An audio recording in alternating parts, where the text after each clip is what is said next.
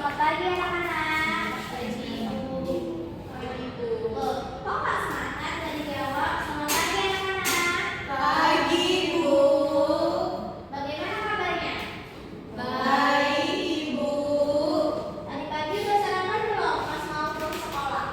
Sudah Ibu. Tuh. Nadia sarapan? Sudah Ibu. Oke, baik. Baiklah, hari ini kita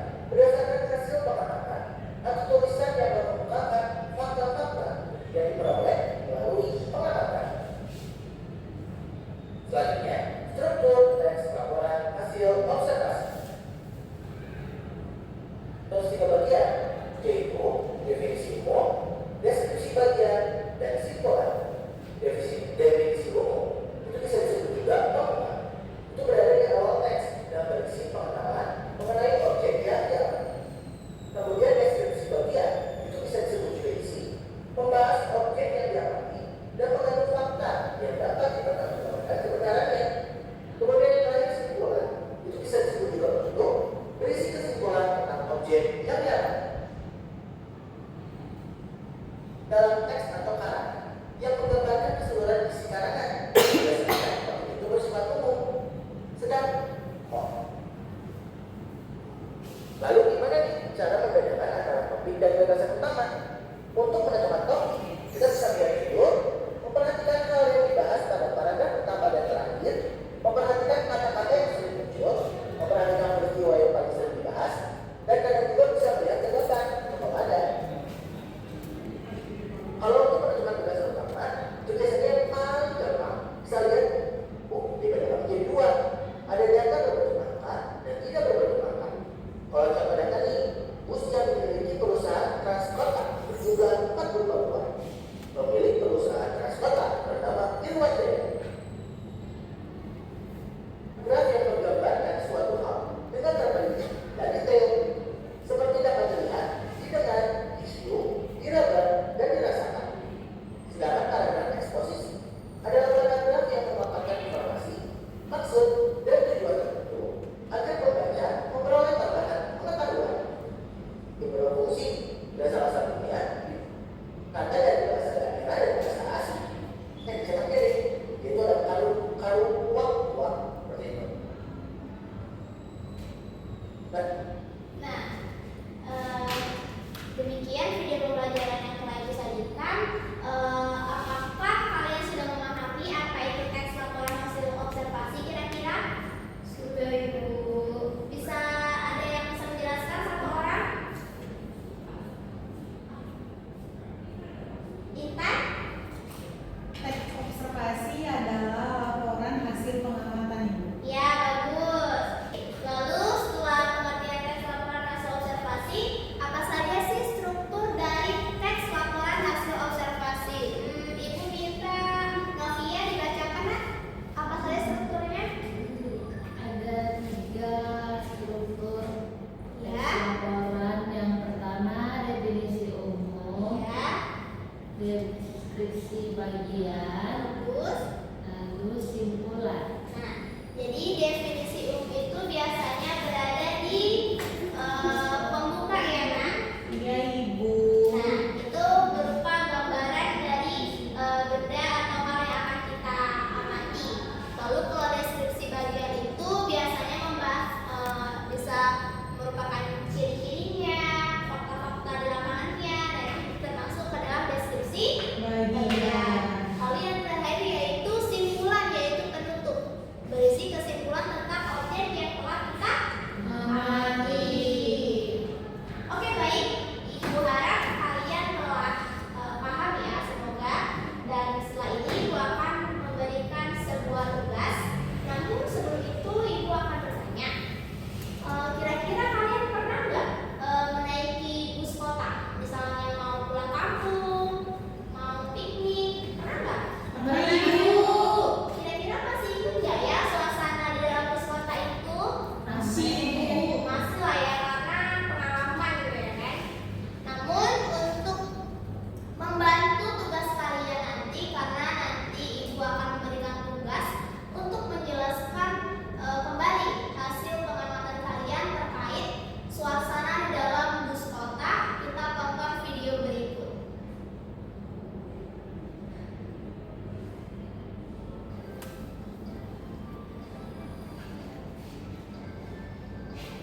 Nah, ini ada keluarga ibu dan anak. Rizka. Sama iya.